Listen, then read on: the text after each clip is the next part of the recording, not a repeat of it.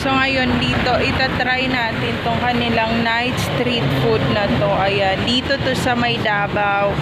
So ito yung view dito. Ayan, marami sila dito pagpipilian. Magkano to? Tag 5. 5 pesos. Magkano yung kanin? 5 pesos. Okay, 5 yung kanin, 5 din to. Then shout out, taga saan? Okay, taga Turil raw sila. Dito to sa may Ecoland. So ayan. So bili muna ako. Please don't forget to subscribe Jassy Filipina YouTube channel. And maraming salamat sa 100 subscriber na nadagdag sa aking YouTube channel.